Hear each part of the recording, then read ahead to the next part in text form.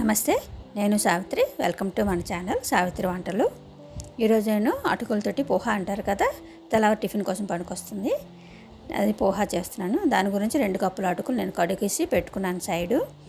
దాన్ని అలాగే 1 కప్పు శనగ పలుకులు కూడా ముందుగా వేయించుకొని సైడ్ తీసుకోవాలి.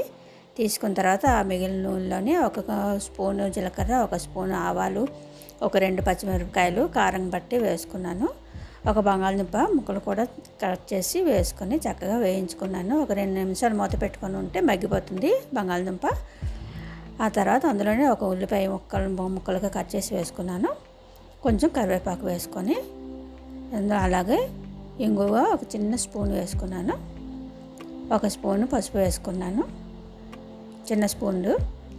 రుచికి తగినంత సాల్ట్ వేసుకోవాలి. వేసుకొని శుభ్రంగా కలుపుకొని మూత పెట్టుకొని 2 నిమిషాలు మగ్గిస్తే ఉల్లిపాయలు కూడా చక్కగా మగ్గిపోతాయి.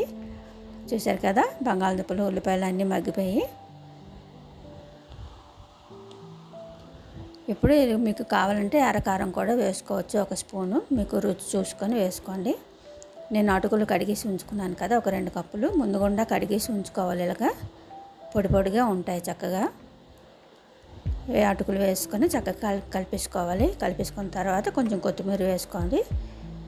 1 నిమ్మకాయ ఇలాగ పిండుకోవాలి. పుల్లగా చక్కగా ఉంటుంది, టేస్ట్ బాగుంటుంది. ఇప్పుడు మీకు మీద నుండి శనగ పలుకులు ముందుగుండా వేయించుకొని ఉంచుకున్నాం కదా, అది వేసుకొని మీకు ఇంకా మెత్తగా కావాలంటే 1 అరకప్పు నీళ్ళు జల్లేసి మూత పెట్టుకొని 1 నిమిషం మగ్గిస్తే ఇంకా మెత్తగా ఉంటాయి అటుకులు. లేకపోతే ఇలా కూడా మనం వడ్డించుకోవచ్చు. చాలా రుచిగా, చాలా వేగరంగా, చాలా హెల్తీగా తయారయ్యే టిఫిన్ ఇది. మీరు కూడా చేసుకోండి.